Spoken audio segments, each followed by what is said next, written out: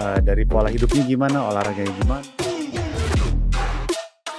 Welcome back. Di kelas ini kamu akan belajar apa saja makanan yang perlu kamu ubah atau kurangi pada waktu kamu tidak melihat hasil, waktu menjalankan sistem yang plating, di mana kamu membuat piring kamu setengahnya sayur, seperempat protein, dan seperempat karbo. Jadi pada waktu kamu tidak melihat hasil, kita akan ajarkan apa aja yang harus diubah dulu sebelum dikurangi.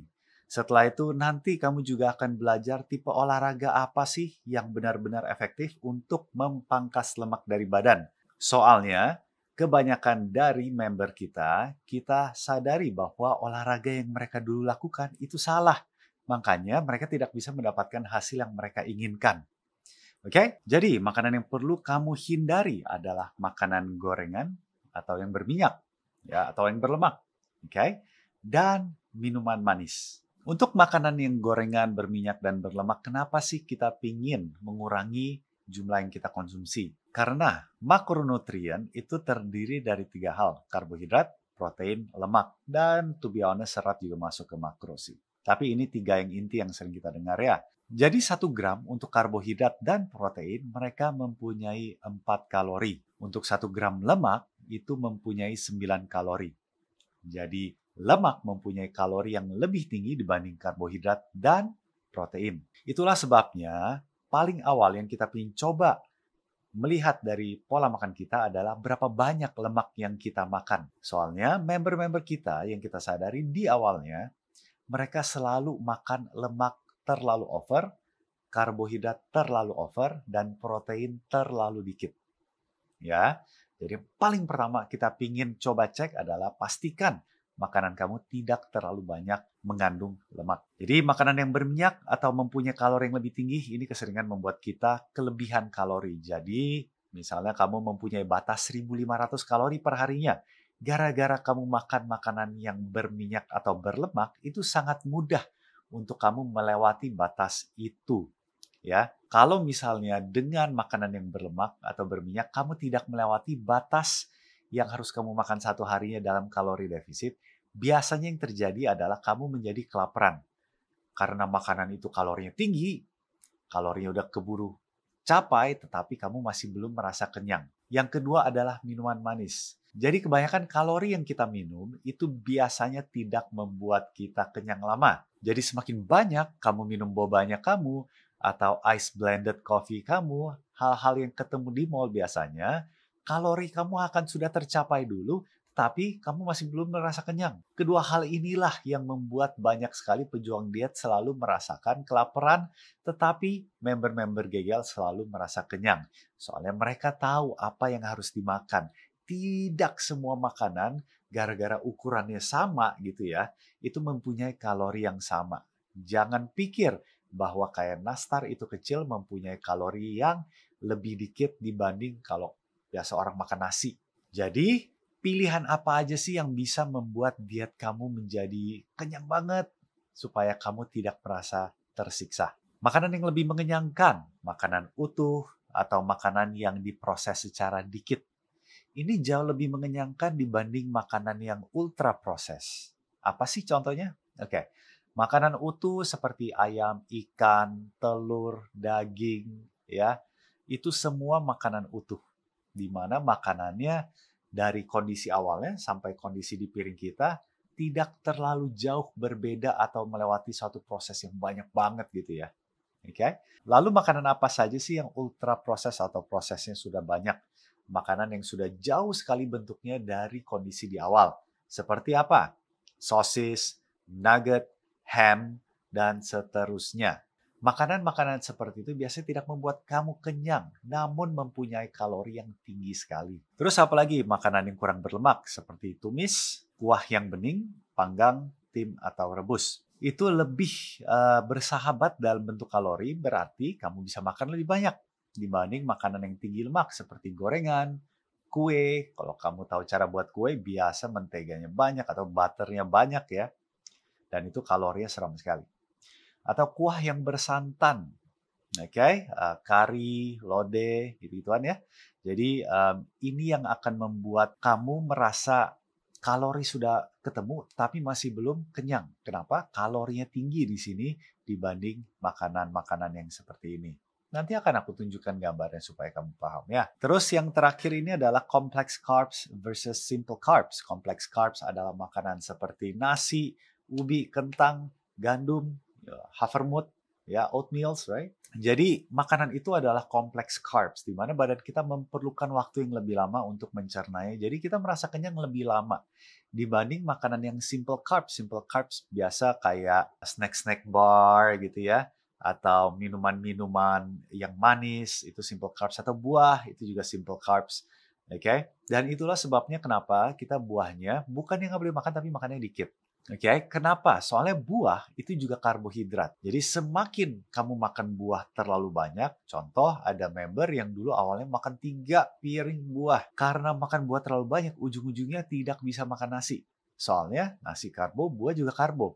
Nasi bikin kenyang, buah walaupun vitaminnya baik, tidak membuat sekenyang makanan-makanan yang kompleks carbs ini. Oke? Jadi, untuk di awal, karena kalori kalian terbatas, harus ada yang dikorbani, buahnya dikurangin aja dulu, sayur tetap bisa memberikan kamu vitamin dan nutrisi yang baik juga. Jadi kebanyakan orang selalu pikir buah vitaminnya bagus. Tetapi jangan kaget bahwa banyak tipe sayur juga bisa memberikan kamu nutrisi yang kamu cari. Cuman bedanya tidak semanis buah aja. Makanya kamu naturally pingin lari ke buah. Tentunya nanti pada waktu kamu sudah tidak kalori defisit lagi dan kamu makan kalori maintenance, kamu bisa makan buah lebih banyak. Ya, jadi ini hanya untuk sementara saja supaya dietnya kamu menjadi nyaman.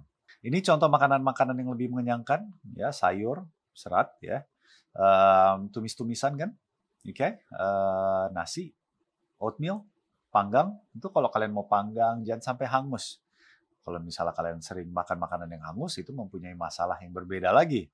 Carcinogen, cancer, oke? Panggang secukupnya, jangan sampai hangus, oke?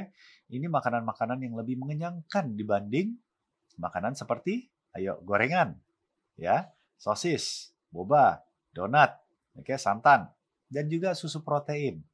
Bukannya susu protein nggak boleh. Susu protein itu sebenarnya bagus ya. Cuman, kalau misalnya kamu salah satu orang yang merasa selalu kelaparan, pada waktu menjalankan diet, mungkin susu protein bukan hal yang ingin kamu konsumsi. Jadi, konsumsilah protein dari, ya kayak tadi, makanan utuh seperti apa? Ayam, ikan, tahu, telur, dan seterusnya. Oke, makanan yang kamu kunyah. Itu akan membuat kamu lebih kenyang daripada yang diminum. Tetapi kalau kamu saat ini merasa kekenyangan, mau minum ini, that's okay. Ya, biasanya member kita awal-awal menjalankan pola makan kita selalu merasa kekenyangan. Setelah 2-3 bulan mereka udah latihan dengan betul, olahraga dengan beban yang meningkat terus. Nah, di saat itu baru mereka merasa, aduh mulai lapar nih. Makanya dari awal kamu harus sudah membangun habit untuk pola makan yang baik. Supaya enggak nanti 2-3 bulan kamu ngerasa diet itu menjadi susah. Oke? Jadi, tadi kita bilang mengubah makanan sebelum mengurangi. Sebenarnya dua-dua itu hampir ada sangkut pautnya. Maksudnya apa? Jadi kita akan coba mengurangi lemak, ya.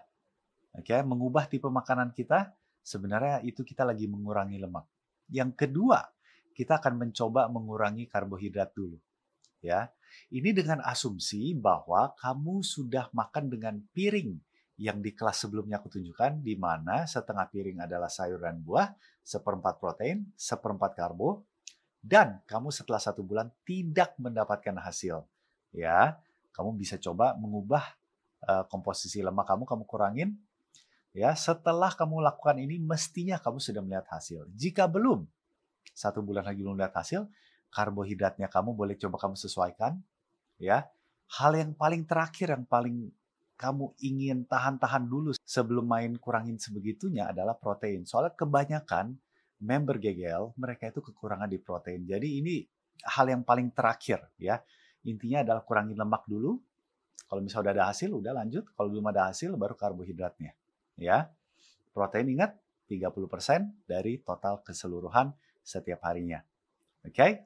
Jadi seperti yang kamu mungkin sadari sekarang, metode piring itu perlu kita trial and experiment. Kita coba dulu, kita lihat hasilnya, baru kita sesuaikan makanannya. Setelah sesuaikan, kita lihat lagi 1 bulan ada pergerakan atau tidak, baru kalau tidak ada perubahan, baru kita sesuaikan lagi. Prosesnya itu seperti itu, makanya lambat. Kalau kamu ingin menimbang dan menghitung, berarti dari awal kamu sudah mempunyai angka yang lebih pasti dan hasilnya lebih cepat. Oke, dan karena itu kalau di gagal premium semuanya sudah dihitung di awal, jadi sudah tidak ada perkiraan lagi, semuanya sudah exact, semuanya hitungannya sudah pasti, tinggal dijalankan, hasilnya makanya cepat sekali. Berikutnya adalah tipe olahraga yang efektif.